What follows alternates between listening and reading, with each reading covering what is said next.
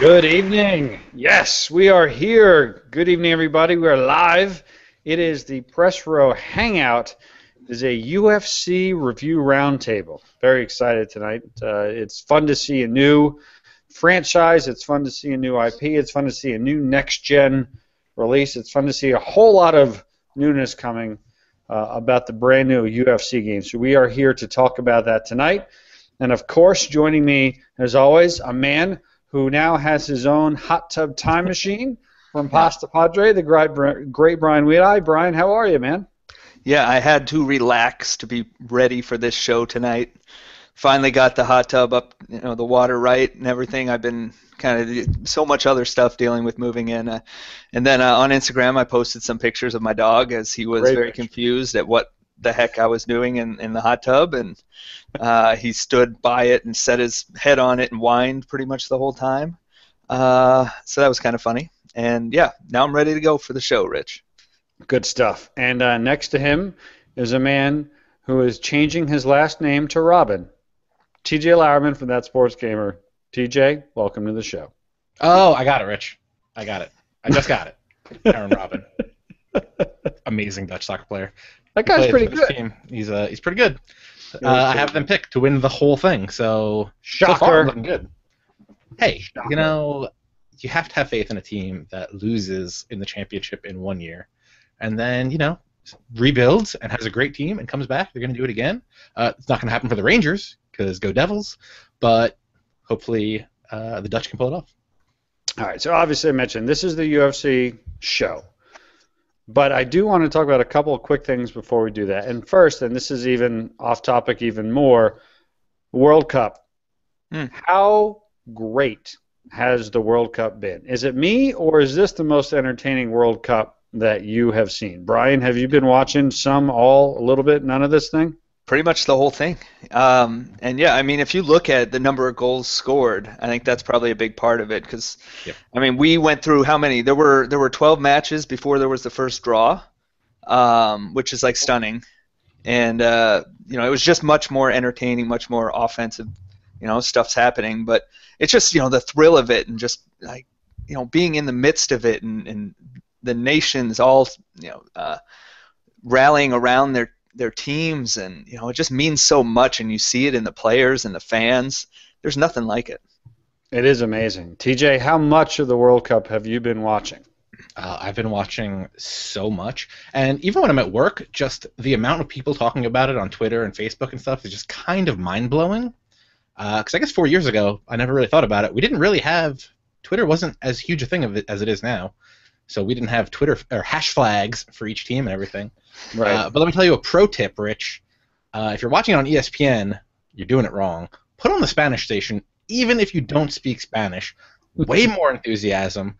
They always use the guys' full names, first, middle, and last. So now I know Wayne Rooney's middle name is John. I did not know that. I did not know that either. And they're a lot more excited. Like my wife is like, "Why are we watching this on a Spanish station?" I'm like, "Because it's way better." And then we flip it on to ESPN, and I was like, you don't have to know what they're saying. Yeah. You really don't. Yeah, they say goal in the most amazing way possible. So that's all you need. I mean, a couple things about this World Cup. I've talked about it a bunch. I've become much more of an international soccer fan. I watch Premier League now every weekend. I've even watched some La Liga and some Serie A.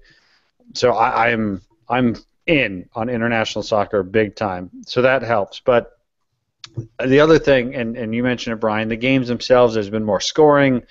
It's just been a better quality product than I can remember. But the other thing about this World Cup for me is I have been able to watch so much more even though I'm never home. Like today I was actually doing the dishes, and I had the Ecuador-Honduras game on my phone, like just propped up on the window, and I'm doing the dishes, and I'm watching that amazing game. And then, like, I was at work a couple days ago, and I had some conference calls that I was on, and so I had the game on my iPad just sitting there muted because the Watch ESPN app, I've been using that a lot. But then I go into the galley at work, and they have it on the screen. So I'm like, it's almost like those commercials of a couple of years ago that seem so weird. Like, you go from one room to the other and you're looking on different channels. But that's how it's been for me. Like, kind of wherever I go, I'm looking at my iPad for a little bit here. I'm looking on my phone there. The Watch ESPN app is great. You're missing out on the most important thing, though. You don't have your Xbox One plugged in, so someone can Skype you while you're watching one of these matches, Rich. That's it. I'm doing it wrong. Need it. We should do but that. I just tell you, I was more into the Ecuador-Honduras game than I ever could have imagined being. What a great game. What amazing emotion. Yeah. What unbelievable display, and it's Ecuador and Honduras. Who would have thought it? It's ridiculous. That's when awesome. When you start expanding beyond just your team or your country, yes. It's pretty incredible. Yeah, the only drawback for me is I'm a big England supporter, and they have been awful, just awful. Let me rephrase it. The results have been awful. They have had some tough breaks and some moments of quality, but and Spain. I mean, I'm not a Spain supporter, but it has been a surprise. But I love England. I wish that they were able to get out of the group. They've been a huge disappointment. But other than that, for me personally, I mean, that USA game, when Brooks scored that goal off the header, was astounding. Now they got the big game on Sunday night. If they could somehow win the game against Portugal, and they have no Ronaldo, wow, good stuff. So, all right, one more thing before we get into UFC. MLB The Show. Oh my gosh, I continue to love this game, and I continue to hate this game. All at the same time. I'm going to give you an example, a little microcosm. So we have this online franchise. Pete Dodd, our good friend over at Dodd Scientific, started it. It was him, me, you, TJ, you, Brian, and then our good friend from ESPN, Gus Ramsey, joined us as well. What was good about it is that none of us played each other. Yeah. I got to play Gus. We're only playing the CPU. And that was kind of a mess, though. Oh, what a mess. But what's cool about it, when you're in an online franchise with your friends, all of a sudden when you're playing the CPU, the games have some meaning. I have had some of the most amazing games against the CPU. I've been sending emails to the group like the miracle at Pac Bell or at AT&T, and just today. Here's what happened to me today. I am the Dodgers because I'm a Mets fan, but I took the Dodgers because I wanted to enjoy myself. I'm the Dodgers, and I am playing the Arizona Diamondbacks. They get up on me. I have Greinke pitching, and they score 4 runs off of him because I can't ever pitch a shutout or even come close to pitching a shutout. I don't know about you guys, but I always give up runs. I'm down 4-2 in the 5th. I have first and third. Nobody out. I hit a fly ball. I'm waiting to hit the button. Once the fly ball gets caught, I hit the button to tag. But then not only does the guy at first base start running, but at third base start running, but then the first base guy starts tagging. Needless to say, before I get myself together, triple play. Because the guy gets thrown out at third and first, and so triple play, end of the inning. Well, that stinks. Next inning, bases loaded, nobody out. Same kind of thing. I hit the fly ball, it gets caught, and because I can't quite just get the third guy on third to run without the other 2 guys running, again, my fault, but still, a triple play. 2 straight innings. Triple play. That's a level of expertise I don't have. I can't do that. Fast forward to the bottom of the 9th, 2 outs, nobody on. I get a guy on base, and then Puig comes up and hits a bomb. 2 outs, bottom of the 9th bomb to tie the game. Bottom of the 10th, I get a guy on first base, a speedster. I pinch run for him, get him to second, steal third, just make it, suicide squeeze bunt, win the game 5-4. Insanity. Impossible. And then the game freezes. It freezes for about 45 seconds. And then it comes back. And then I see the player of the game and everything goes through. Nice. Oh! I mean, highs, lows, roller coaster, everything. Good Lord, this game is driving me crazy for the right reasons and the wrong reasons. Brian, you're out of the league, right? Like you just said, forget it, I can't take it anymore, right? Yeah, well, I enjoy your. I've stayed on the email threads, but yeah, I mean, I was 9 games in or something, and kind of struggling to hit. I had noted, I was actually hitting okay, but I wasn't really putting runs up. I was maybe getting 3 or 4 runs a game. So, I noted, TJ had double the amount of home runs, double the doubles I had. I'm like, damn, he's on top of this. So then I go and I have this game where I jump on the starting pitcher and I put up, like 4 runs or something in the first and second inning. I'm feeling good. I end up really just playing the best game I've played all year and had, I don't know what I finished with, 11 runs and 19 hits or something. Felt good about myself. Thought, oh, great, my stats are going to start, coming up. Things are starting to balance out. I exit the game and it says like, Q or, sim Q or some stupid crap. And the game just never records. It's just like it never happened. And so if that had been any other game where even if I had won like 2-1 or something, I would have just been like, okay, I'll replay it, whatever, I'll move on. But that was my best game, and I lost everything. It's like it never happened.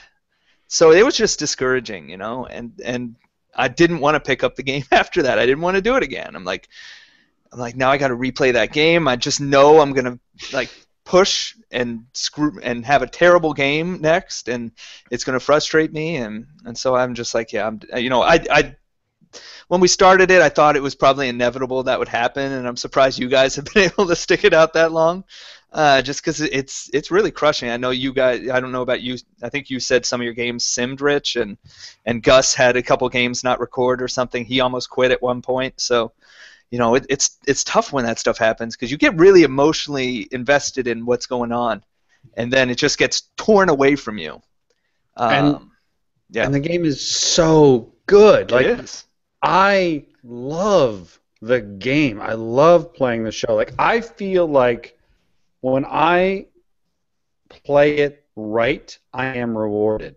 Mm-hmm. Like, when I'm working the counts, and I wait for that pitch, and I gotta work on myself. Every at bat, I'm like, all right, if I get a fastball high, I'm gonna swing, and if I don't, I'm not going to. And sometimes I do, sometimes I don't. But like when I work the count, I'm rewarded.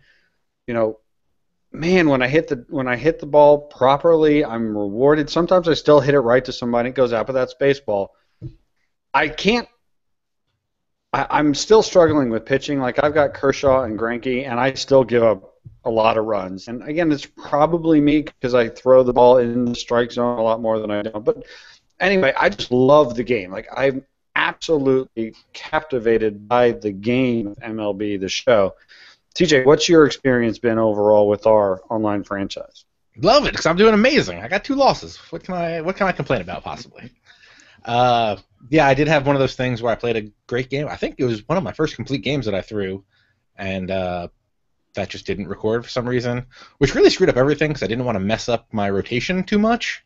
So like I went like 4 games ahead, let Lance Lynn pitch his real game that he was supposed to pitch next, and then kind of go back and wait for him to get recover or pitch everybody else, and then go back and play that other game with him, and then skip him the next time. That's just kind of a hassle to go through all that. But like you were saying, patience. Patience is the main thing. I was playing Gus. He got up on me like 4-1. I had runners on second and third with no outs, couldn't score. I think it happened twice like that. Third time's a charm, got runners on second and third. Battled. He walked a guy. Peter Borges comes up. 2-0 count. I was like, he's got to throw me a strike. Grand slam to take the lead. The game we had was just an epic battle, and I hope the rest of the online works. I had some weird stuff where I had a guy run from second to third while there was a guy on third for no apparent reason, but such is sports video games in the next generation, which is... Yeah, and I should say, I mean, this is an experimental league, right? Pete Dodd set it up. It's a 30-game season, right? So, I mean, or 30-game season every year. We're going to try to carry it on. There's so much good about it, and there's so much that's frustrating. Like, the whole SimQ thing is bizarre. The the player fatigues get all The computer starting the same pitcher 3 straight games. Yeah. There's just Yeah, weirdness that happens, and the hitters don't have fatigue, why. right? I Yeah, don't understand think that. so. It's weird. Yeah, it's weird, but it's like, man, if they could get all of that external stuff together, the core game is so good. I mean, and like I said, there's just something when I'm playing the CPU in our online franchise, just knowing that there's a few of you guys in our little world just makes it so much more impactful. I get really into these games in a way that I've never gotten into games in MLB The Show before, and I know that I've played many more games of MLB The Show on the PS4 this year than I played of previous gen games. It's just it's so good, and it's the kind of game that the more I play it, the more I like it. But hey, okay, so juxtapose that with our Madden franchise, where we don't have a whole lot of online issues, although I did have a disconnect when I played Mike Phillips the other night. Brian Weedai, you had an epic battle against Russ Ramsey the other day, didn't you? Yeah. I don't even know how to describe it. If you have an hour to spare and want to watch a good game of Madden, go to my Twitch channel and watch the archive. It was insane. I mean, he jumped up 21-7 on me late in the first half. I was able to get into field goal range, and I figured I was going to take a shot. I threw down the middle. Percy Harvin makes like this spectacular play for a touchdown with literally like a second left in the half. I ended up going from down 21-7 to up 35-28. He ties it. I kick a field goal. He goes down, scores a touchdown. I go down, get near the red zone. I have to throw kind of to the end zone. He picks it off to end the game. But it was amazing because it was just back and forth. He'd make a big play and score. I'd come back with like a 75-yard Percy Harvin run. Harvin made some plays that I just never even seen in Madden this year, just like spectacular catches and stuff. I mean, that was just the best of Madden, really, unless you like defensive battles. That was the best of Madden. That was one of the best games I've ever been a part of, and it was, it was great. And we had like a bunch of people watching live too, so that was fun. Yeah, I'm on one of those streaks where I've got 3 straight human games. I played you, Brian. Mm-hmm. What was it? 2 virtual weeks ago. We had another classic game. Yeah. Or I mean, it was, and you even mentioned the email thread. There were no big plays. No, not at all in that one. I mean, didn't I forget? It didn't go to overtime, did it? It went to overtime. It did, and I just ran the ball. On the first drive, you didn't pass the ball. You just ran it. And I couldn't sell out on the run in that situation because I figured the one time I did, you would come at me, and then the game's over. I was trying to hold you to a field goal at least. Right. So that I could come back and go down the field and at least tie it up or score and win it. Yeah. But that was another game where I think you were up 21-7 with like 3 minutes left. Yes, you had an amazing. Now I'm remembering. You had an amazing comeback. I was up 10 with less than 2 minutes left, and you scored a touchdown, and then you kicked the ball to me. I thought you were going to onside it, but you kicked the ball to me, and I ran the ball twice, and then you called a timeout. And then, if you remember, on the third down, I had a guy wide open on a curl right to him, and he dropped it. And that's why I wasn't too angry when you won the game, Rich, because I knew I was lucky just to get to overtime because you had on a curl route, he was wide open, just flat out, hit his hands, just dropped it to the ground. Yeah. Which, that's football, right? That does happen sometimes. So, it's risk reward. I took the risk and I was not rewarded. And then I punted to you and you got the field goal. And I think you had a couple of key plays to get in position. And then I had the sense that your defense was exhausted. So when I got the ball in overtime, I just ran. And if you remember, I ran with 3 different running backs. I went McCoy, Bryce Brown, and Mattinson, and I just kept rotating them in and out, just pounding, and I was able to run. Frustrated me. I couldn't do anything about it either. I mean, I was even. That's one of the few adjustments or things I changed during a game is I often will go with my second defensive line to keep them fresh. And I was swapping in and out throughout that whole drive, and I just couldn't stop you on the run. So, I mean, that's the way it goes sometimes. Yeah, and And then last night I played Mike Phillips, who is the Bears, and I threw a pick six early. He got up 7-3. I wound up getting a touchdown at the end of the first half. It went back and forth, back and forth. I had a 3-point lead very late in the game. He got the ball, and he went to kick a field goal as time expired, and it went just wide left. So I exercised some recent demons because, Brian, you defeated me in the playoffs last time we played, and Mike Phillips defeated me in the playoffs last year in overtime on an overtime pick six. Oh, the worst possible way to lose.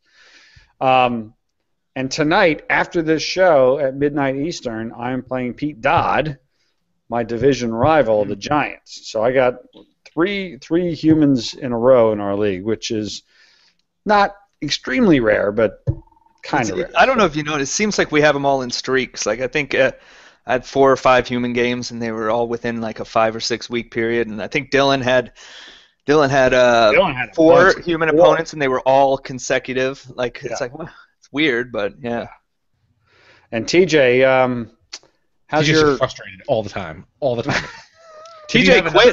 TJ quit according to Rich. So. According to Rich, I quit at some point because Rich doesn't send emails good anymore, apparently. Oh, stop it.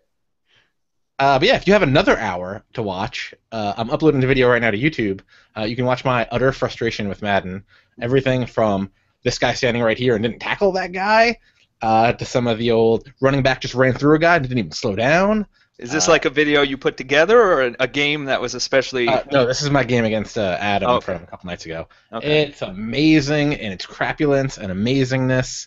I made a great pass to Riley Cooper. And just a lot of frustration. It's awesome. Love it. So, I think I said the F word a couple times. Watch out for that. Boy. Really? Tag on there.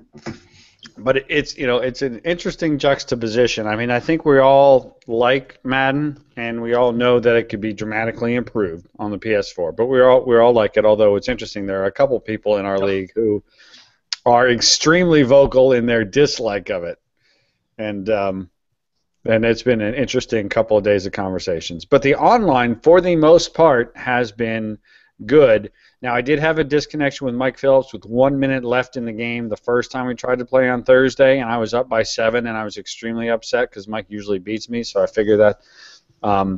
So it's not perfect, but that has been... Blame it on Mike. It took me like a month to play my game against him after his last fiasco.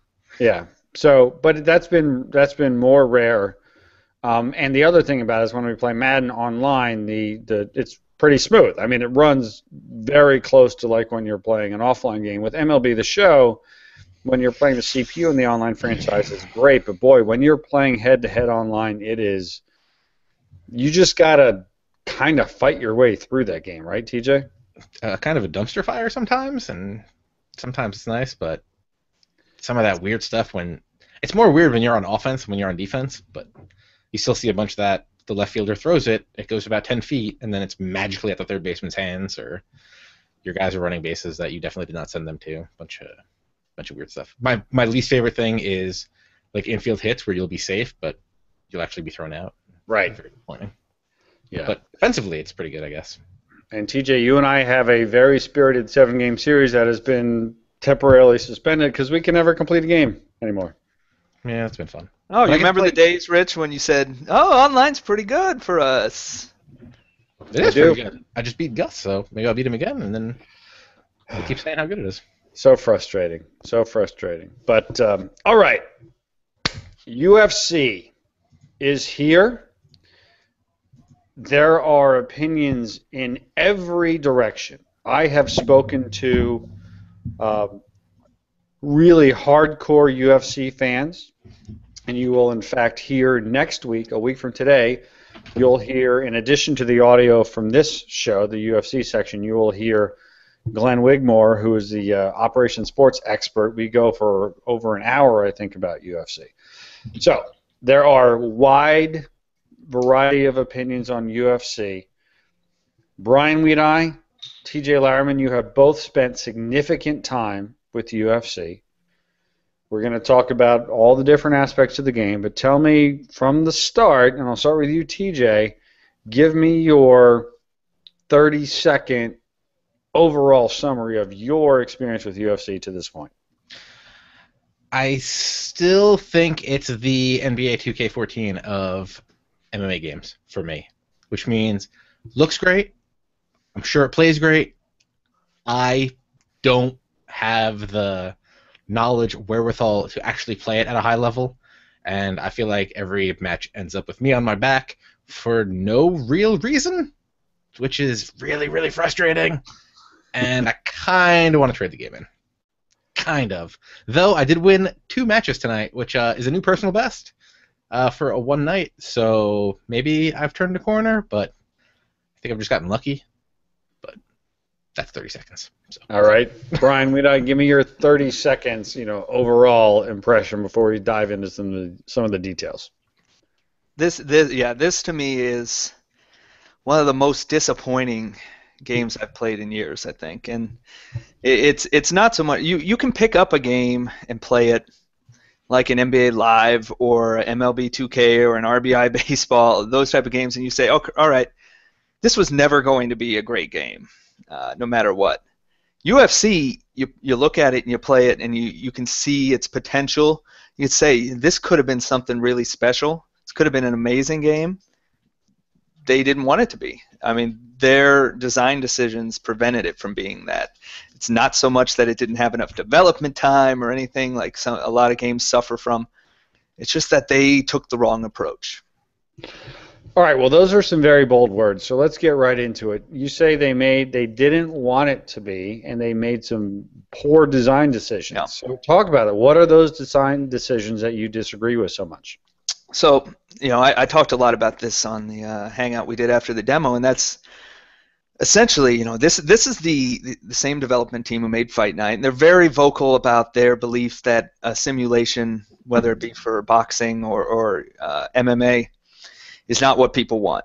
And they kind of have straddled in all these games. They've straddled the line between simulation and arcade.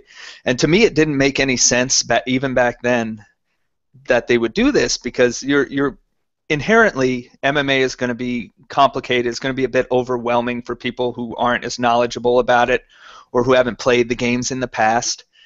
And yet the gameplay is tailored to those people. It's a very it's casual gameplay. It's an arcade style gameplay. It's not simulation. It's not realistic. And marketing, obviously, they marketed it towards those casuals with things like Bruce Lee being the central point of their campaign. And so they made a game that theoretically would appeal more to a casual crowd than a hardcore fight crowd, but it's just not ever going to reach those people who play the demo and say it's too complicated. Because I'll say right now, I don't think the controls are too complicated. I mean, once I played it for a little while, it all started to make sense. You just have to invest the time in it. But that crowd that they're going after, they're not going to invest the time in it. They played the demo for 10 minutes and turned it off. And there's no sense that there's going to be this wave of a casual crowd onto an MMA game. I'm not sure ever. If you look at the THQ games, I mean, they sold big. The first one was huge, and that was a simulation game. I mean, that was also a complicated game, but it was a simulation. And then, their sales tailed off for different reasons, not because it was too realistic. This is just, I do not understand kind of their thinking on this game, and I think it really hurts them, not just now, but for the future, because the first release is so important. Now, they nailed things. Obviously, the graphics are great, and they have some interesting ideas in there, but it doesn't have a whole lot of content. It's a very thin offline game. You have career mode, and that's about it. And then online games are actually, the fights are fun. They're not realistic at all, but they're fun.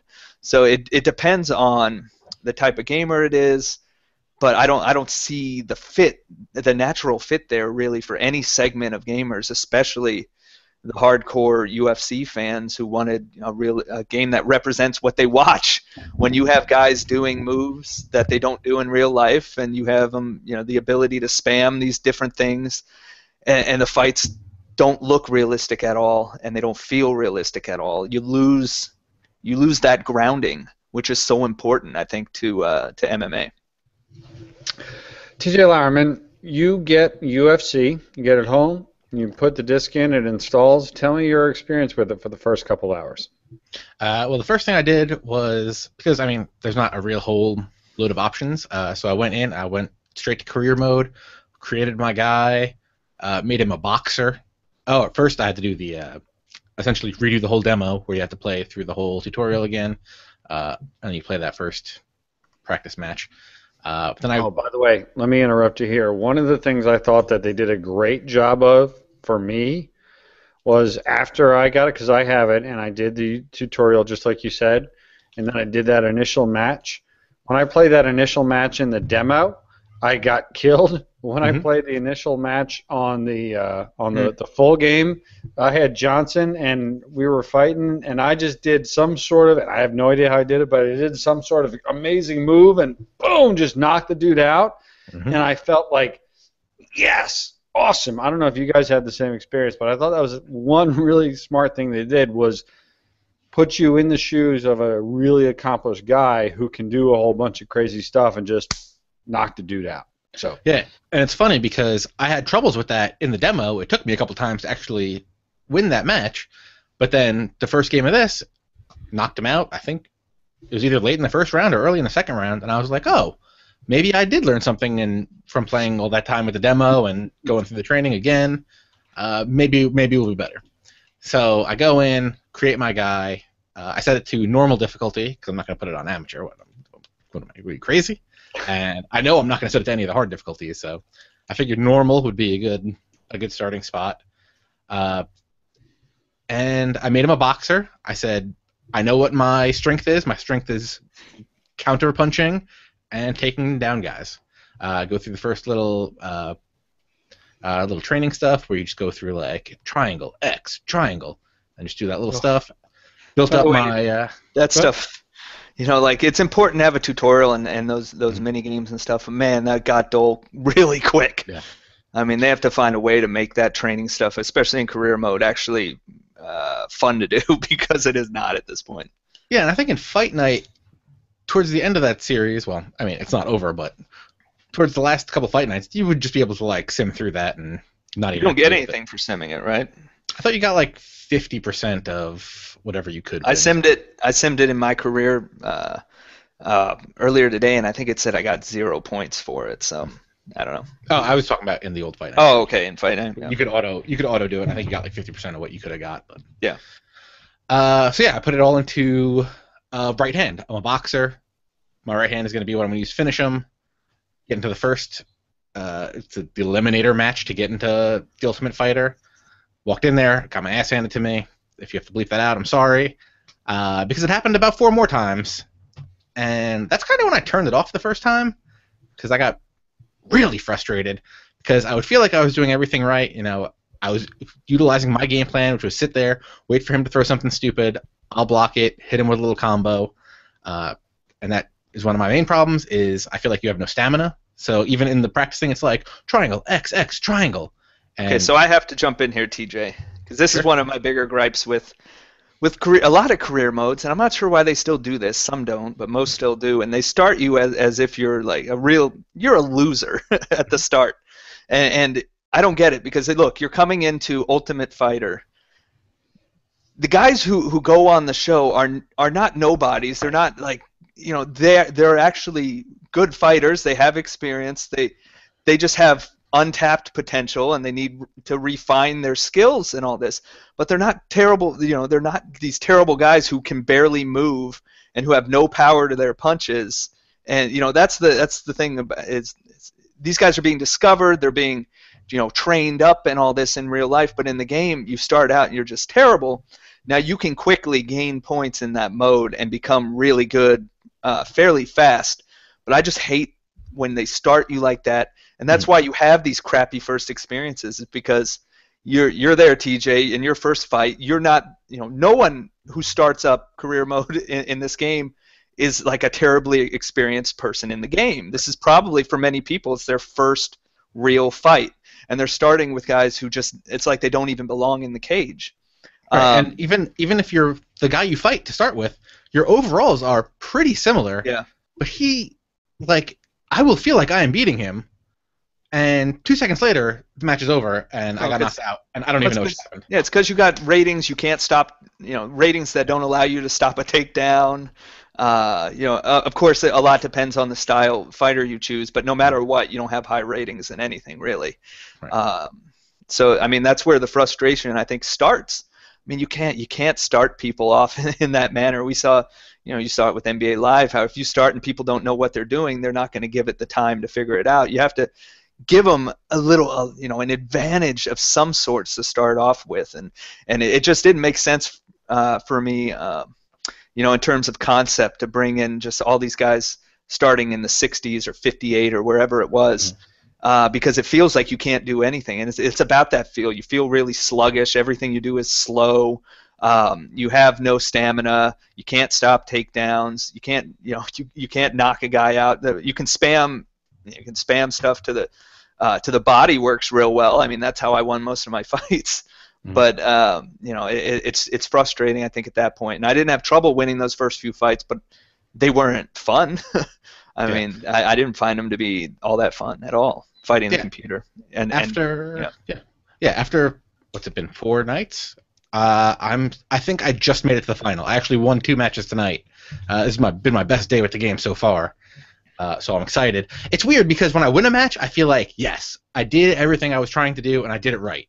And when I lose a match, I don't know what the hell happened.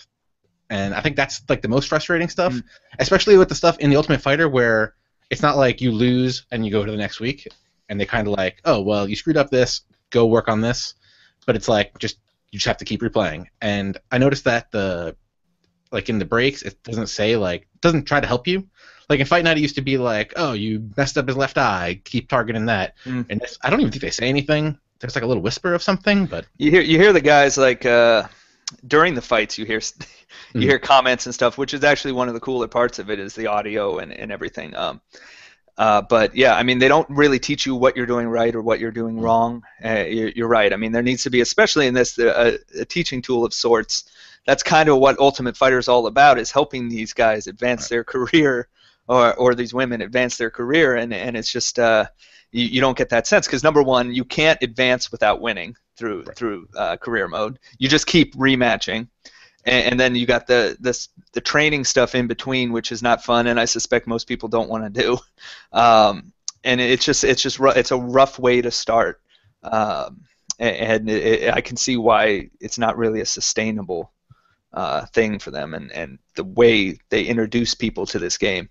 They have the tutorials, they have the challenge things, but it's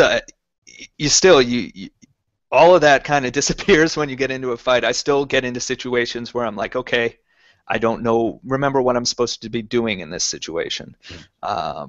It can be rough. It's rough for people. Yeah, and like you said, they don't give you any tips as you go. Yeah, and it doesn't really ramp up even in the Ultimate Fighter thing. It's just these guys start hard. Like usually in Fight Night, it would be like you would win the first couple pretty easy, and then it would get a little harder, and then it would get a little harder. But in this, just feels like it's hard right out the gate. I mean, it could be I'm not good, but I don't think that's it. So, TJ, where are you in your career right now? Right now, I have the guy on the ground in the final of the Ultimate Fighter final. Well, watch out. He's going to reverse you and take dominant position. Well, he's got his legs around me, so I'm a little worried about what's about to happen.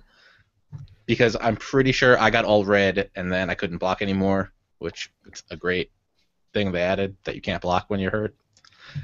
When you're really hurt, yeah. I know. And then they block the takedown, and you lose. Pretty good.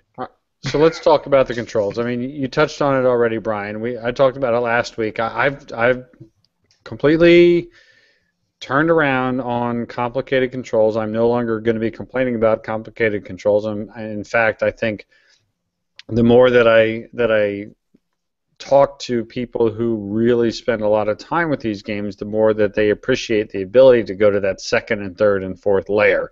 Mm-hmm. I think there's a real important step that every sports game needs to have, where whether you're playing baseball or football or hockey, you need to have it so where then anybody can come in and do the basics. Like in basketball, you need to be able to shoot, pass, defend, and jump. And if that's all that you can do, you can play the game. But then if you want to start calling pick and rolls, or if you want to start calling plays, or if you want to start doing Euro steps and things like that, there's a whole other level. And then even with NBA, it gets to the third and the fourth level. And I think that's actually really good. My problem with NBA 2K, as I said earlier, is not that the controls are complicated, it's that they've changed them for 3 years in a row.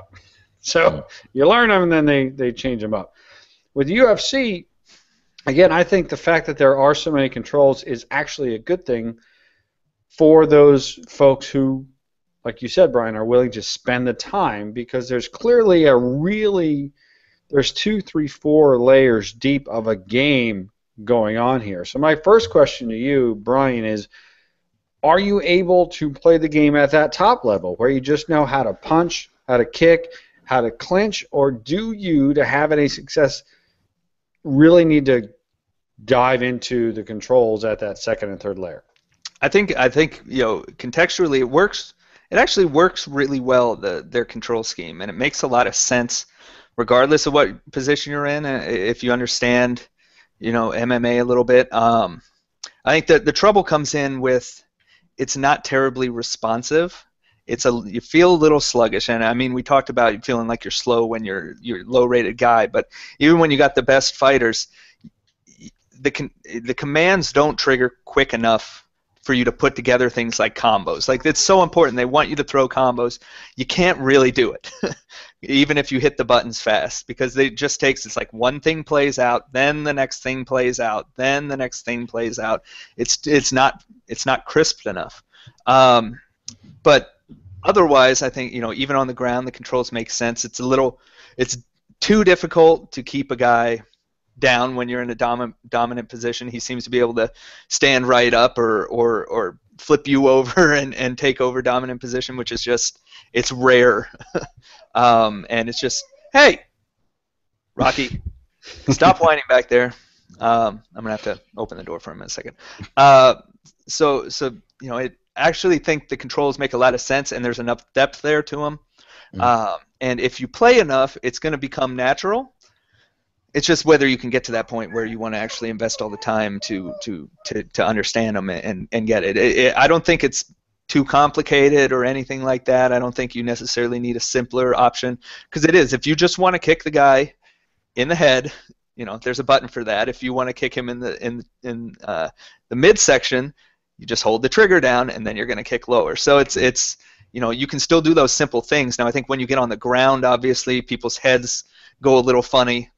I have terrible trouble with completing submissions, because even in the mini game, I don't know what it is. I don't think it's coordination. It's something in my head, like rubbing your head and scratching your head and rubbing your chest type of thing, where you're holding and pushing one direction, and then with the other stick you have to go a direction real fast.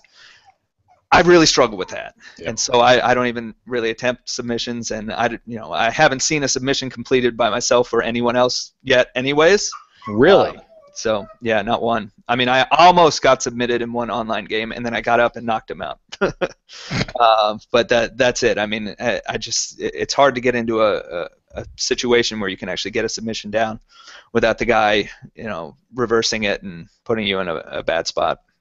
So TJ, have you had the similar experience with the lack of submissions? Yeah, it's weird, because every once in a while I feel like submissions are really hard to pull off sometimes, which it really shouldn't be, because it's just or something and then move the right stick. And whenever I do it, usually I get lucky and I can actually win the match. But I do have that weird thing where it's like you have to hold the right stick to the right, but then you also have to hit the left stick to the left to tighten it up. And my brain doesn't work like that, so I don't ever want to try a game like Entwined or any of those other things where it's like you need your two sticks to go completely different, two different mindsets. Like if it's a dual stick shooter, I can handle that. If I can fly this way and shoot this way, I can get that. But when it's like separate like this, it throws me off a little bit. But I really do like the stand-up fighting where you have the left trigger to hit the abs or kick at the feet and stuff. I feel like the stand-up fighting, I feel like is really good in this game. I like it a lot, except you get some weird stuff where they'll do a spin kick and you'll hit them because you do like a short little punch to the side. You'll hit them in the butt, but their kick started first, so that wins. I don't really understand how that works. But I feel like if you sit there and you focus when you're doing the stand-up fighting, you can really get a good feel of what's going on and start putting some things together until you run out of stamina, and then you're kind of screwed and you have to step back and breathe again. But you never really get that big flurry. Like you'll see in real UFC matches, a guy will start hitting a combo and then he'll just run over a guy. There's no urgency, and that's one of the biggest problems is when you get a guy hurt. You can't rush him. You can't jump on him. Yep. You have to I'm going to walk over and swing at the air because he's on the ground and it doesn't know that I want to actually jump on him on the ground. It's I kicked the guy. THQ's games got this right in the first one. I don't understand how this is like a major thing. It's like this is why these fights go long, and then you knock a guy down, and then he's able to stand back up, or you are able to get on him, and then he takes dominant position all of a sudden after being stunned a second earlier. It's rough. So I'm going to ask this question. Go ahead. No, go ahead. Oh no, go ahead, TJ. Go ahead. I was just going to say that it would be nice because I know Brian wants to say it, but since he typed it in the chat, I'm going to say it. Yeah. The main thing missing from this game is just some sort of sliders, even if it's just a stamina slider or, any sliders would be great. Well, yeah, one of the biggest complaints I see from other people, and I don't know if I've noticed this as much, it's probably true. I don't know if I've noticed it much just because I've been so bored by the way the computer fights anyway, but the computer seems to have more stamina than you do, and it regenerates more for them than for you. And that seems to be one of the biggest issues people are having with it. And so, sliders would make a lot of sense. But again, this is the game that the developers wanted you to play. They wanted it to be arcadey, these exchanges in the middle of the ring, throwing hundreds of punches, doing cartwheel kicks over and over and over with no real penalty. That's what they wanted. That's what they wanted. So when people ask me, are they going to patch it and fix this stuff? I say, why? This is their vision for the product. The question is whether the poor reviews the game has gotten, whether they're actually going to have to respond to that. Well, and for those of you who are listening to the audio version of this will be coming after the conversation I had with Glenn Wigmore about it. One of the questions I asked Glenn was, if you are a UFC fan and you are playing the game the right way, are you rewarded? And the examples that I used in that is like, Brian, like we were talking about earlier, when I'm running the ball, when I'm pounding the ball in against the defense in Madden in overtime, when I know they're gassed, I can be rewarded for that, right? In NBA, when I have the right matchups and I've got a matchup problem where I've got a point guard who's being guarded by a slow power forward because of what's happened, I can take advantage of that and I'm rewarded. I asked him that question. He said yes. Oh. It sounds like you strongly disagree with that statement. I totally disagree with it. There are examples like, I like to take a kickboxer type of guy, and I'll kick the crap out of his legs. The legs might even go red, but really this should limit their mobility. It should reduce the power they have even in punches and stuff like that, and it really does nothing work in their legs. And then you have this regeneration in different parts of the body. You'll see, it goes red, but then you're like, I'm going to capitalize on that, and it just doesn't happen because you don't have the opportunity to. So it becomes, and if you look at it, it's interesting because Dylan wrote up a review for me, and I posted on the site, and he noted this too. If you look at these kind of knockouts generally late in fights, the knockouts tend to come for the guys who have landed the least strikes. So it could be related to stamina or something, but like the guys who are actually fighting strategically, and this was Dylan's biggest issue when he had more pointed words about the game when we were playing it and discussing it than he actually wrote. But he was very frustrated by how unrealistic, how he would move and create the angles that were so important, and it wouldn't mean anything essentially. Just a lot of situations where, if you're fighting strategically, there's a good chance it's not going to matter. And I think, I found that, look, if you conserve stamina, if you block a lot, if you conserve stamina, you can take advantage of guys who are low on stamina. Yeah, I mean, I think that's the one area where it actually does play out better. But there isn't a whole lot of penalty otherwise to just going crazy and swinging away and doing all these crazy kicks, and then you have these power slams that these guys would never do. It doesn't look, if you sat someone down to watch a real fight versus watching this game, it looks nothing like they look nothing alike. Mm. Especially online, it's just spamming punches. I haven't seen anything on the ground game or. Yeah, and like I said, online can be fun, but it's not realistic at all. Right. TJ, what percentage of the controls do you feel like you have a command of? I think I got the stand-up game pretty down pat. When we go to the ground, I can maybe get you into submission if I try real hard.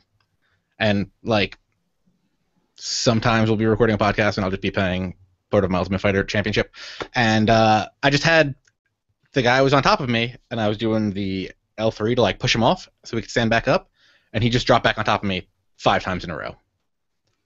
He didn't hit me ever in any of those times. I would put my knees in between, push him up a little bit, and he dropped back on top of me. And it literally happened 5 times. There are situations, difficult situations. Like I had one in a fight when I was streaming, and it was he had me in the clinch up against the cage, and I couldn't do anything. I mean, eventually I'd be able to break it, but then he was, right there. I was right up against the cage still, and he'd just go right back to it.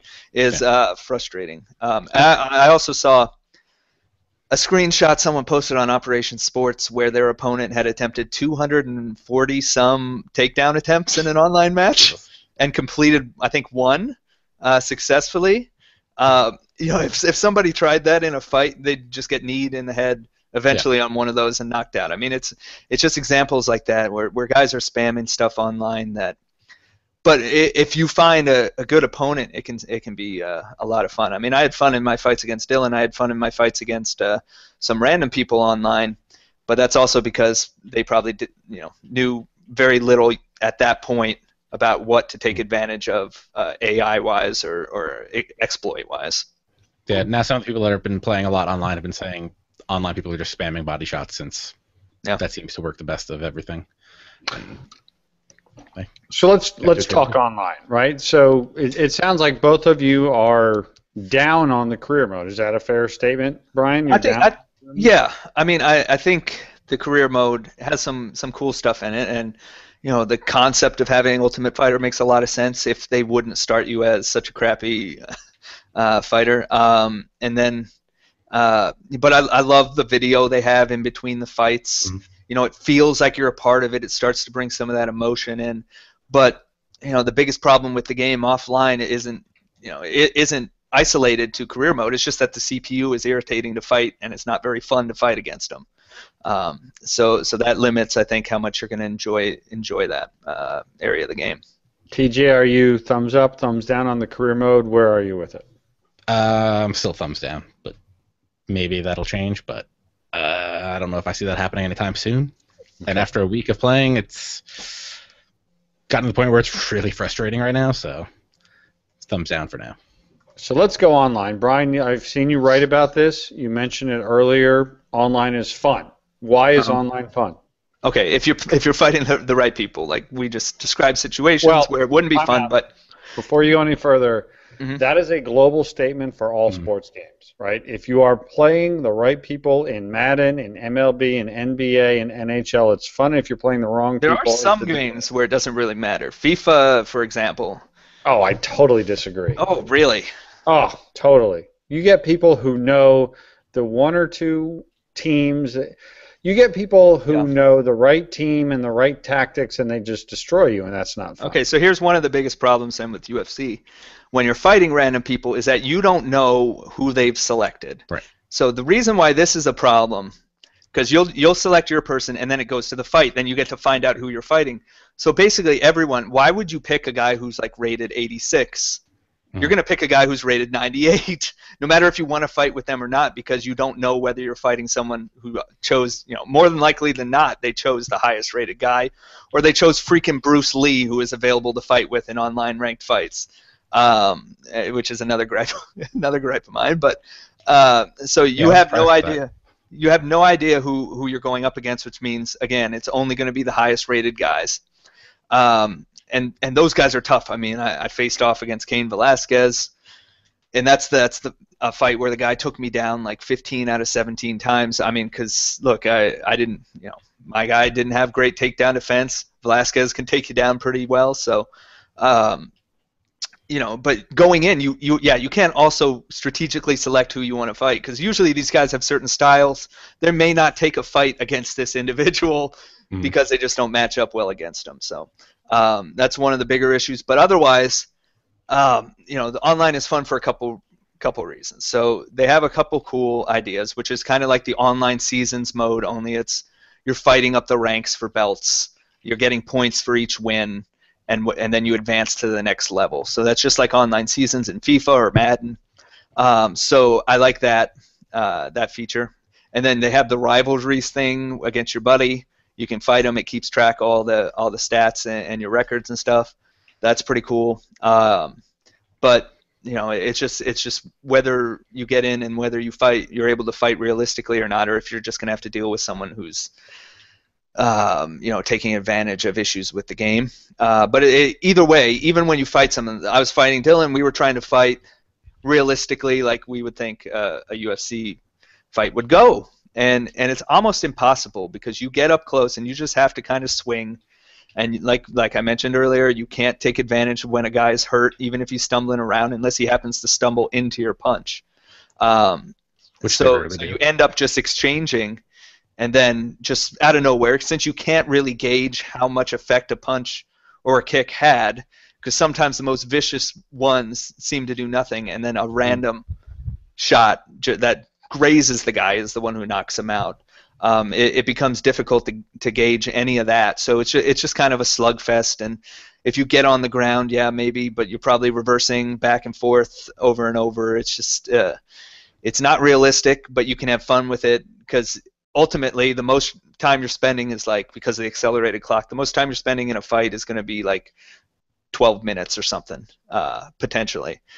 And most of the time, it's going to end before that. So it's a quick experience. Even if it's a crappy experience, at least it's quick, and you can move on to the next one. I mean, it's one of the advantages that FIFA has.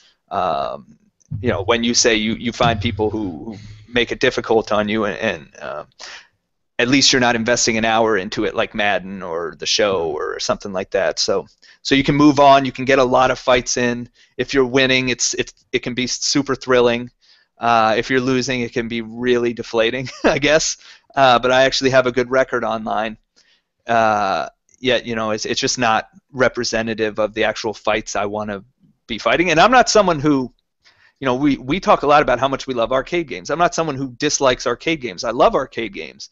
But this thing where you kind of straddle the line between the two and you present it as a sim, but really your design decisions imply that it's more of an arcade game, that just doesn't work for me. And I think the audience of a UFC game, they don't want that. But EA has the sense that that's the only way the game will sell. And I think they're going to find in the sales numbers that it's not the case. TJ Lyerman, describe your best online match so far. I played one, and it was an absolute nightmare, and I don't know if I'll ever do it again. There was super lag. I would start a kick, and then it would freeze for 3 seconds. And then, I don't know why, but I thought it was a good kick when I threw it, and then I'd be on the ground. Or I'd just be getting beaten up. I don't know if it was their connection. I know it wasn't mine, because when I can stream, play a game, and do a Skype call, and there's no issue. There really shouldn't be an issue when it's just a straight-up fight in UFC, when I'm not streaming or anything. But yeah, I played. There was so much lag that it's do I really want to try doing this? And now my record's 0-1, and I feel terrible because I didn't get a real fair shake, and now I'm just angry. But I'll say I'm willing to take on all challengers. So Yeah, I'll say I haven't had any lag issues. It's actually been pretty responsive. But again, it's still kind of a little bit of a sluggish feeling. You can't put combos together, but that's pretty similar offline too. But all my fights have been, they've felt like offline fights essentially. So I give them credit there, as far as the potential again for fun online. Yeah, and my fight was super unrealistic. I don't think there was a takedown. There might have been one, or that might have been a knockdown that someone jumped on top of someone. But yeah, I don't think people online are playing this at all to be like a real thing, unless you're trying to play your friends. But no, I think everybody's really wishing this was Fight Night. So they're kind of playing it like it was Fight Night. Well, it's funny when we go back to when you look at the Fight Night games, and if you go to the dedicated, like the boxing fans, they'll tell you Fight Night wasn't a sim game. It was very unrealistic, and it's hard for, I think, people who aren't that dedicated to the sport. And that's probably the case here too. I see people who say like this is the best MMA game ever. It's so much fun. I see people who say it's so realistic. It's like I think you have to kind of understand the sport to be able to see that it's not realistic, and you have to have watched the sport a fair amount to understand that. So I mean, there are certainly people out there who think this is the type of game they want. I don't get the sense that it's a very large segment of consumers though. So let's talk about the reviews. There are a lot that are out there. Brian, you put together a piece sort of looking at the initial reviews. Are they what you expected? And I'm going to ask this in two directions. Number one, did you expect them before the game, like before the demo came out, and based on what you had known, were they as high or as low as you expected? And now that you played it, do you think the overall consensus is right? Oh, it's about, okay, so the reason why I did a post about EA UFC reviews is because normally when you look at a yearly or bi-yearly title, the review scores don't jump around very much. And so if you look at Madden, it's always within like this 83 to 85 range. Reviewers tend not to go wildly one direction or the other. And then you had a game like EA MMA 4 years ago, which didn't have the branding of UFC. It had Strikeforce, so it kind of had a disadvantage just in that, as far as how reviewers would perceive it and evaluate it, and there wasn't a whole lot of interest for it. That game had a Metacritic in the high 70s. I think it was 77 or 78. Now, we're on these next generation of consoles where games, I think, generally get a boost because of the graphics. I mean, if you look at MLB The Show, if you look at Madden, FIFA, NBA 2K, their review scores were higher. They did have a base to come from the previous release the year before, but they got a lot of credit for taking advantage of the power of the new systems.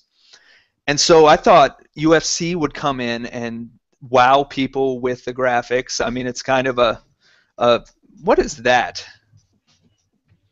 Where is that music coming from? Hold on. Somebody take over for me for a second. I don't hear any music, I know that. No, I hear it now. It ain't here. Well, it's not coming from me.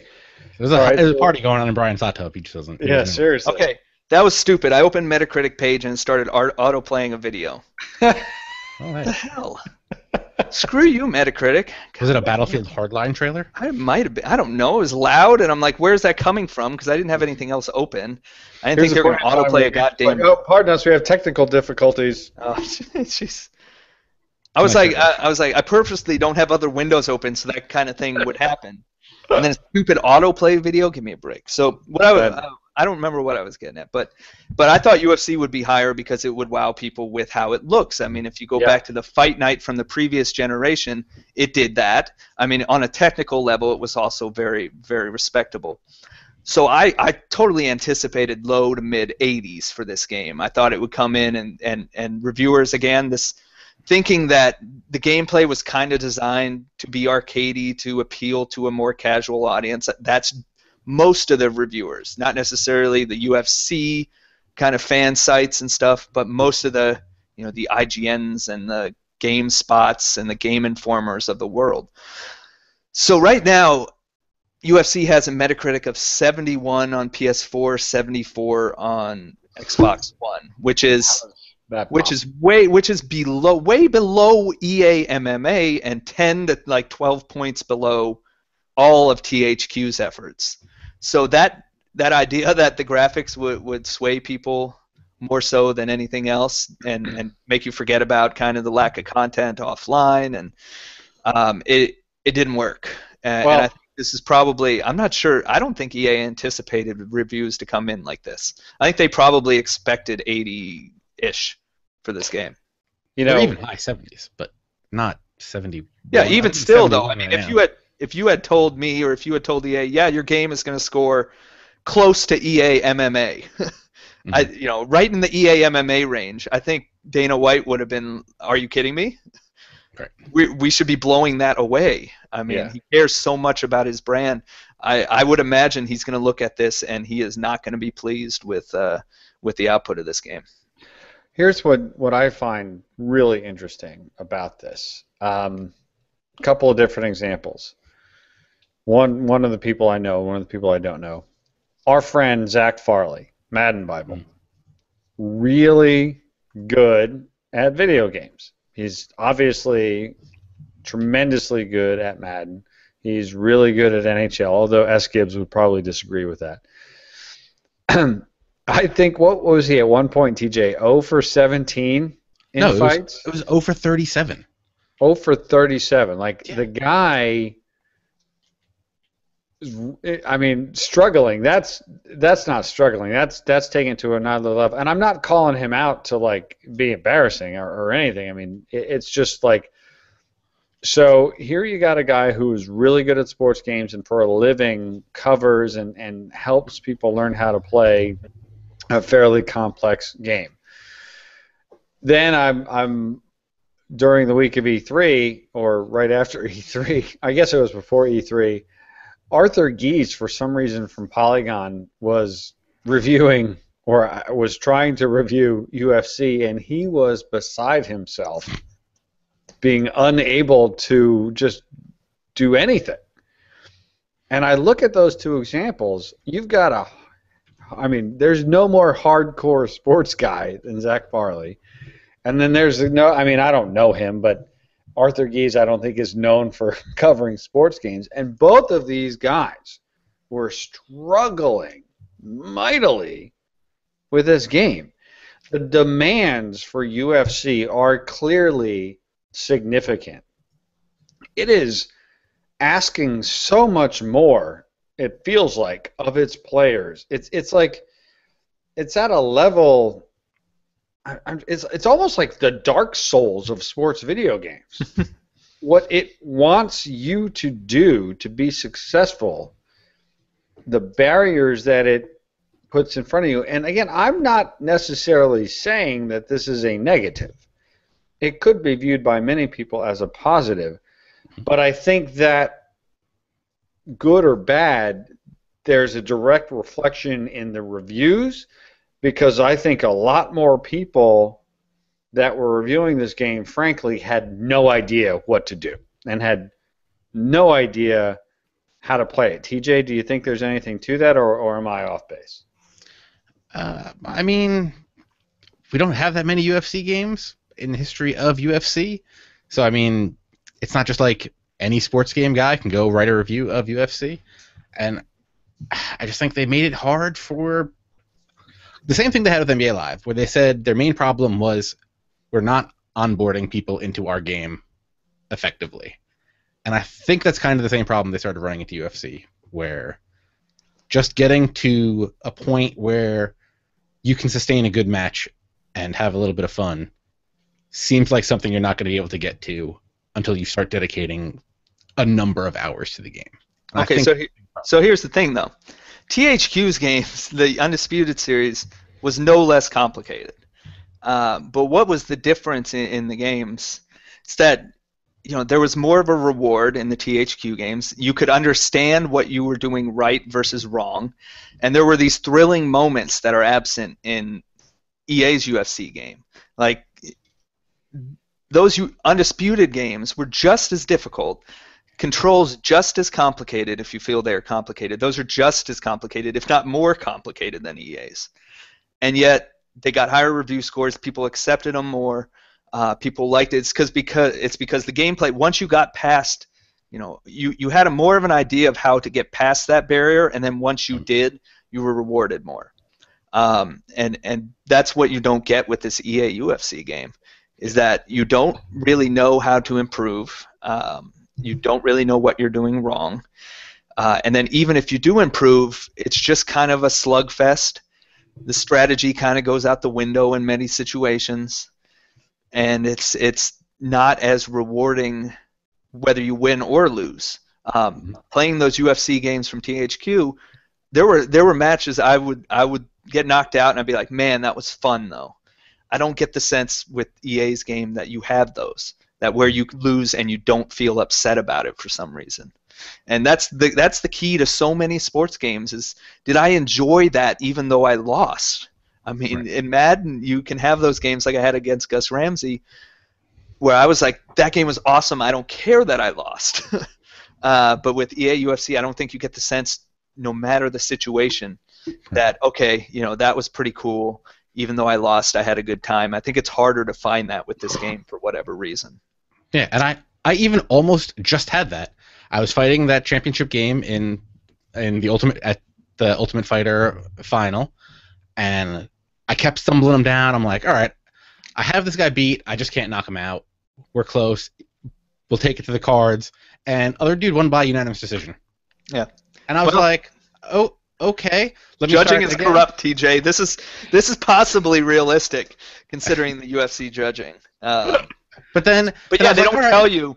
You look at all the stats. You can look at objectively and say you won the fight. You can look, I landed more significant strikes. I took the guy down more. I controlled the pace. There's no unless you're in one of those matches where you can't see the stats. Sometimes the decision still gets you. Yeah, but in that you can't see the stats because you have to win to advance. So your only option is rematch.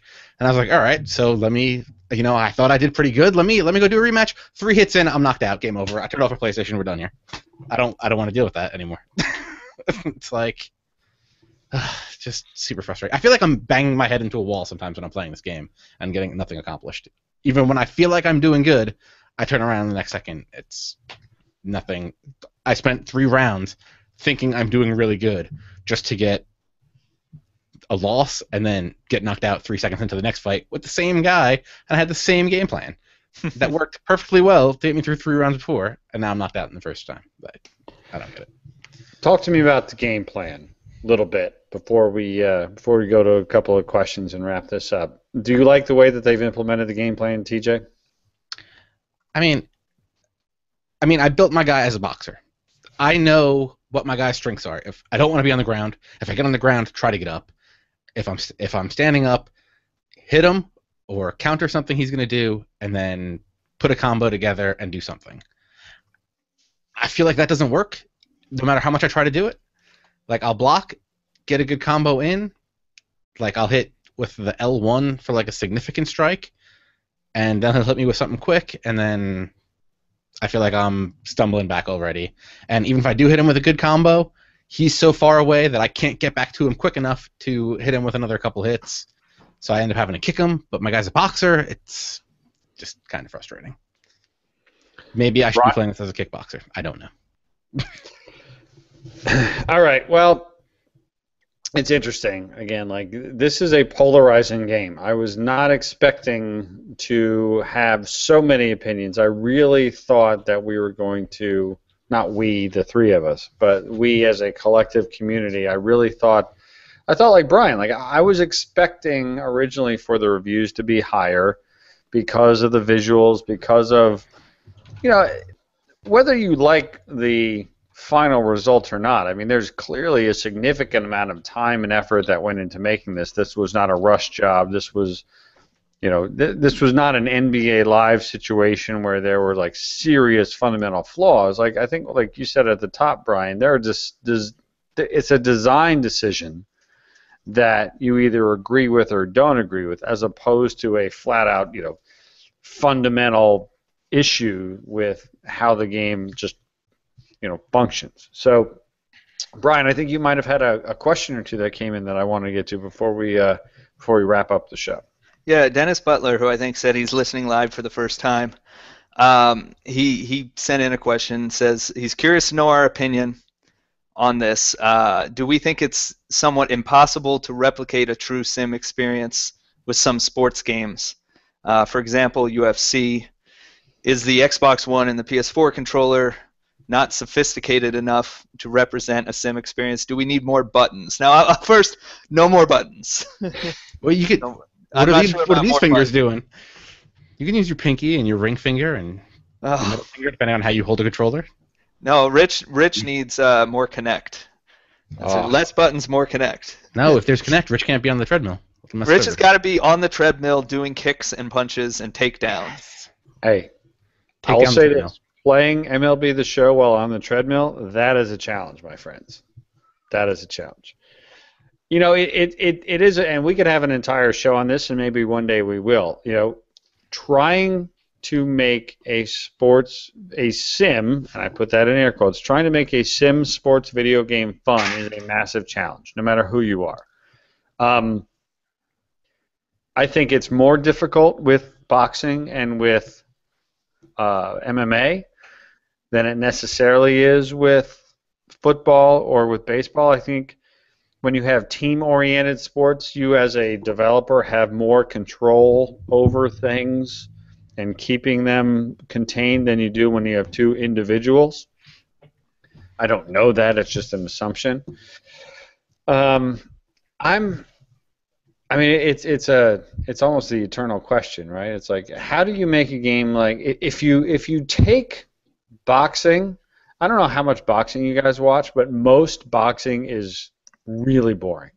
Like really boring. There are short bursts of excitement and long periods of clenches and back up and a couple of jabs where nothing happens, and there's no way that can be fun in a video game.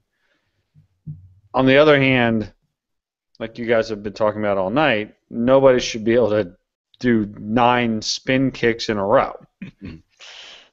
It's a really difficult thing. I don't think it's an EA thing. I think it's an across-the-board thing with sports. EA just happens to make most of the sports games. EA has multiple teams that are completely their own and do different things. Some do things better than others, and so on. I don't think you'll ever please the sim crowd if you go to the Operation Sports forums, right? Or Brian, even looking at some of the comments on your community, there are people that are always complaining, and rightfully so in many cases, about how something is not sim. And there are always people that are complaining, and rightfully so, this game is too difficult, there's too much going on, it shouldn't be this hard. I don't know how you balance that. Brian, it seems to me like you feel they could have had a better balance than they ultimately wound up with in UFC.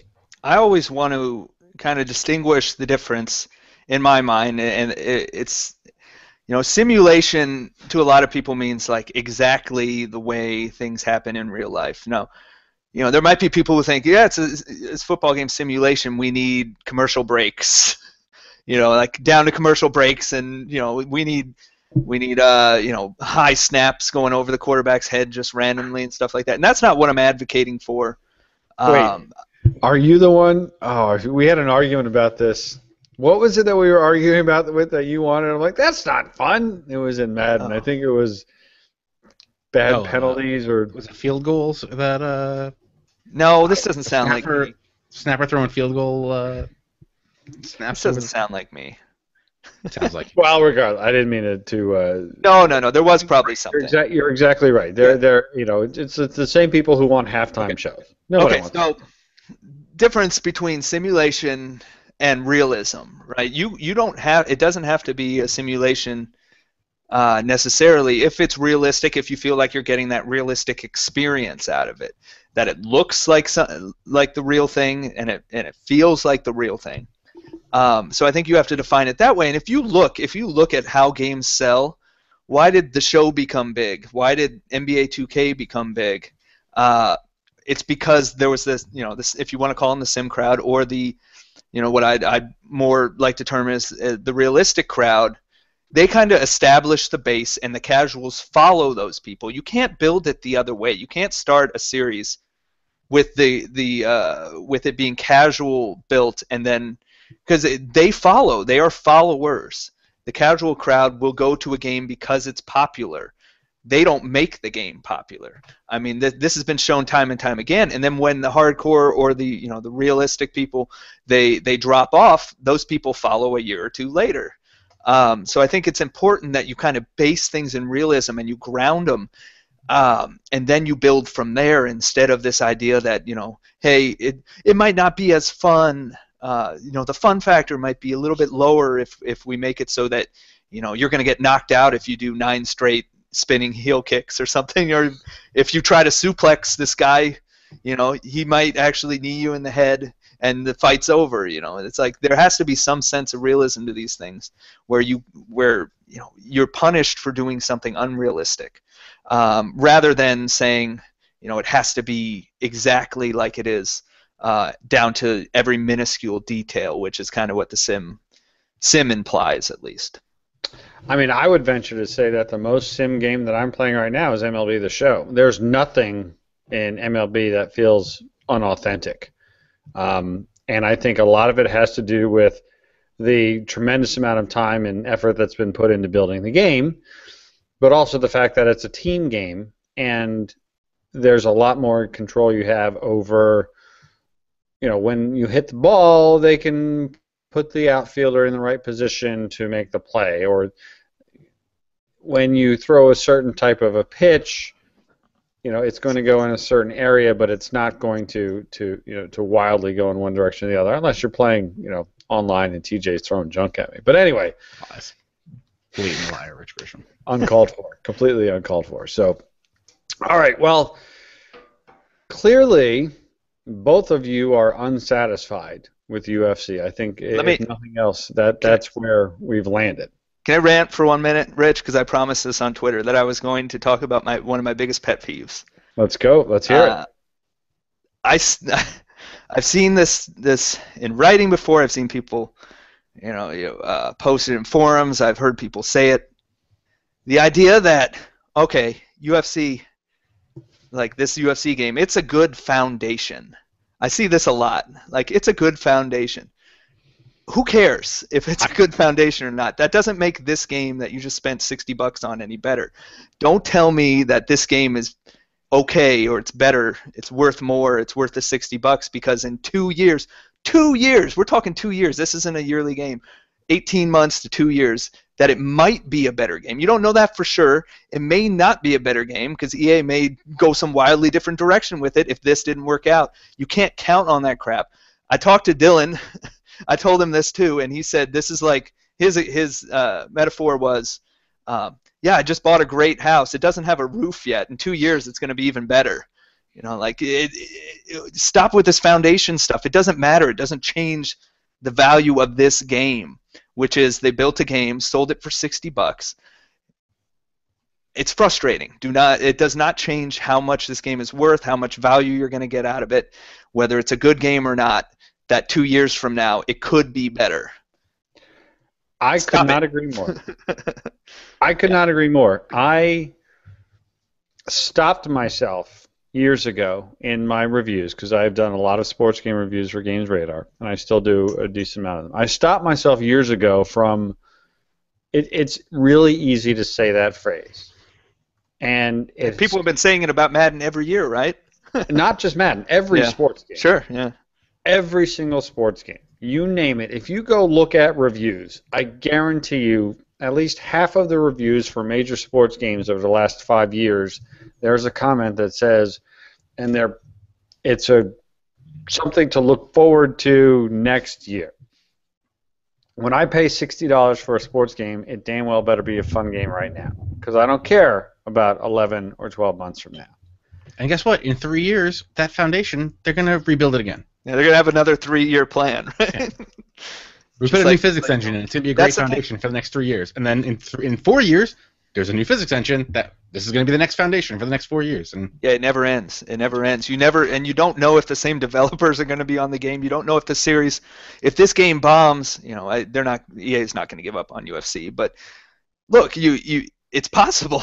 I mean, what if another game didn't come? It doesn't change how good this game is right now.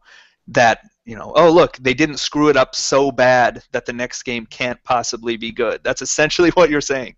It frustrates me when I see that kind of thing in the way people evaluate these games these days, because you have to look at it now, in the now. You don't compare it to last year. Don't say this game is better just because it's better than last year's. It better be better than last year's. The UFC in 2 years better be better than this one, whether this was a great foundation or not. And it's still your $60. Doesn't change. And the other thing with that said, right? Like, again, I completely agree. If I buy UFC, I want it to be good now. I don't care about UFC in 18 months. I really don't care. I don't care about Madden 15 when I buy Madden 25.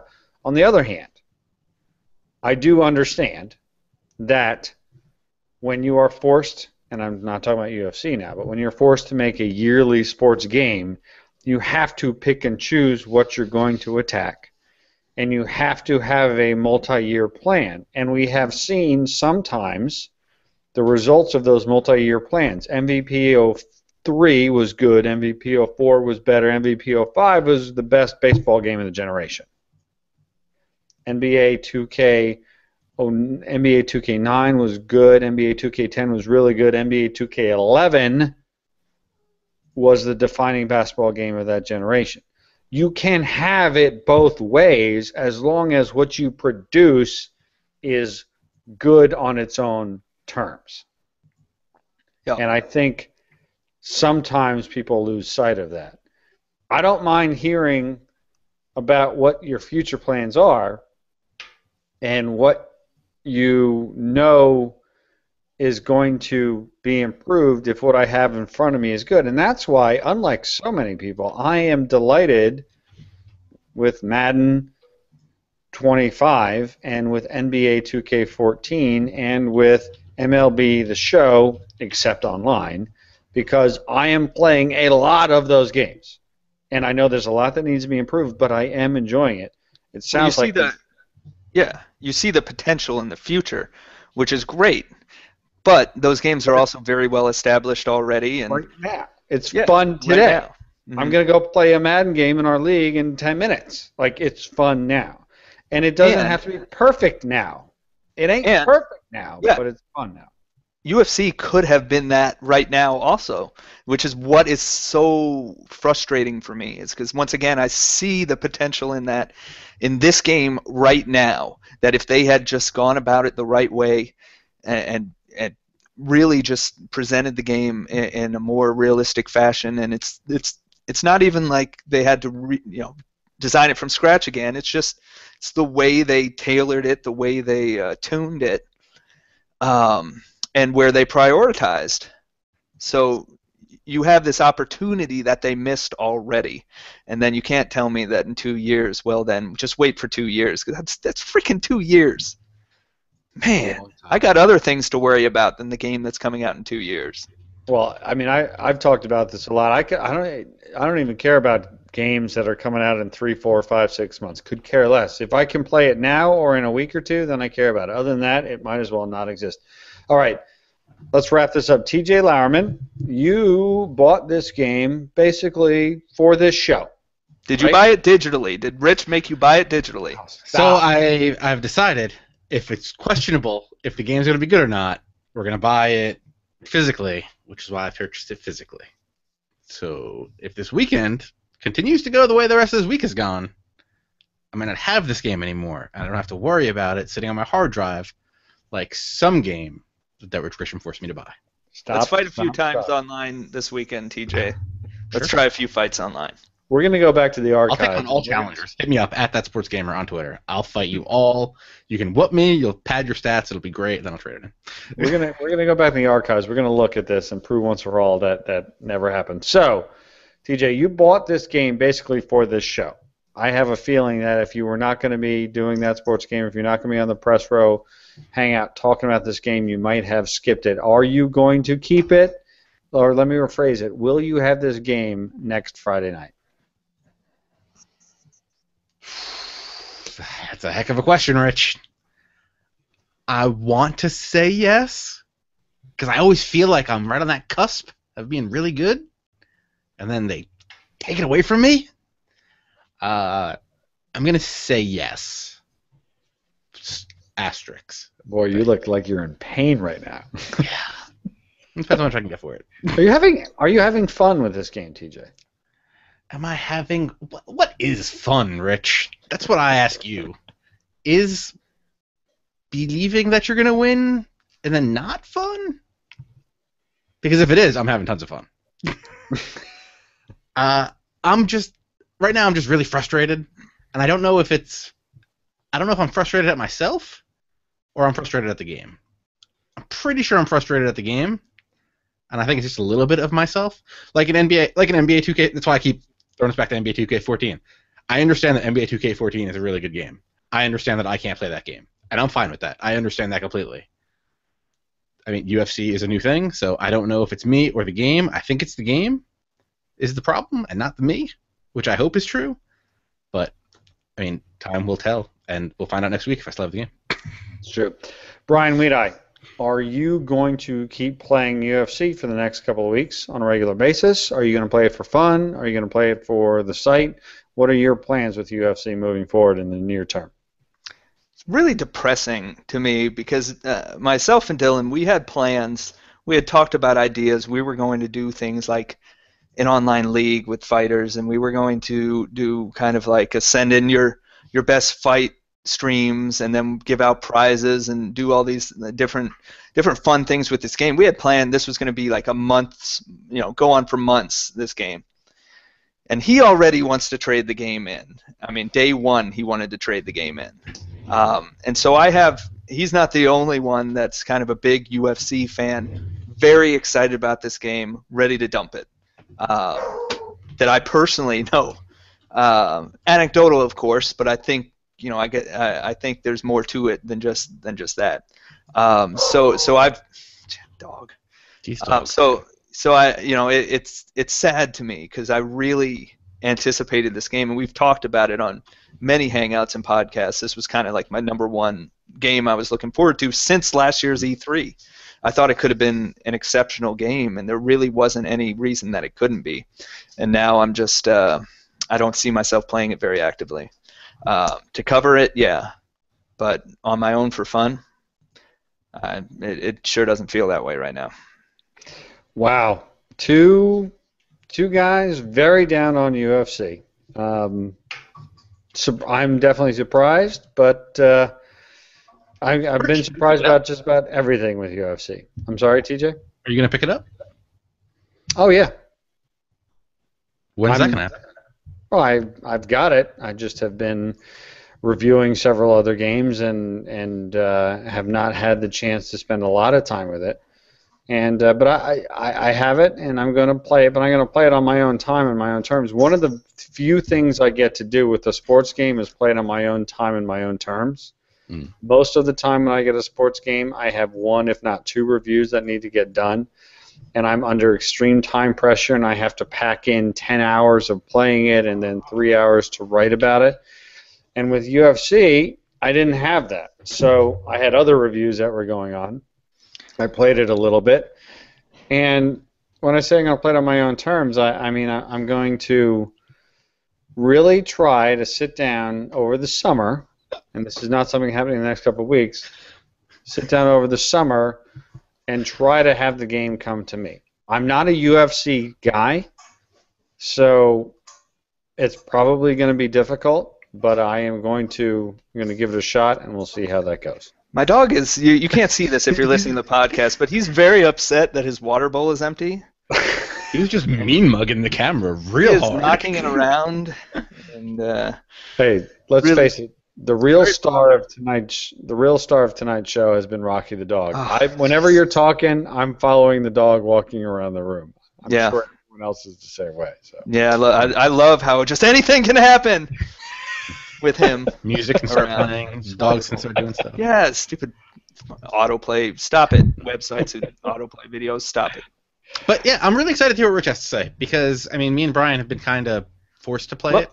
Not really, but we wanted to play it. But I think we have a good kind of selection of people here.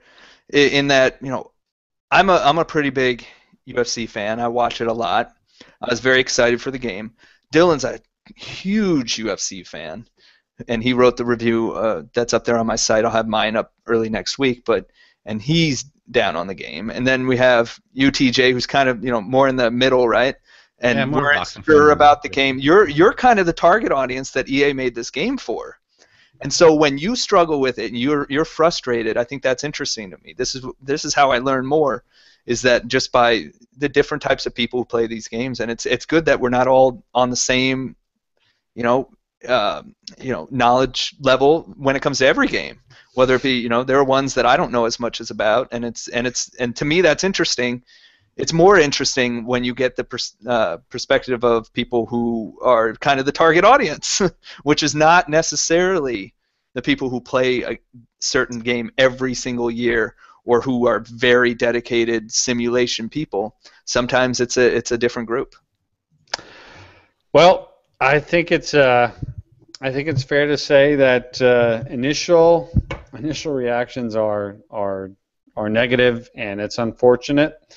And I will be interested as we chat about this in a week or two, whether or not any of those opinions are turned around. Brian, I have a feeling your opinion isn't. I'm more curious with TJ as he's able to perhaps have a little more success, and if he turns himself into a UFC fighting fool, we shall see. But that is going to wrap it for the show tonight. I just want to say really quickly before we go, number one, I'm about to go beat down Pete Dodd viciously in our Press Row Madden League. If you want to watch that, go to twitch.tv/Famous Mortimer. I'm going to destroy you, Pete. Pete Dodd, I'm coming for you. Where's this comment come from, Rich?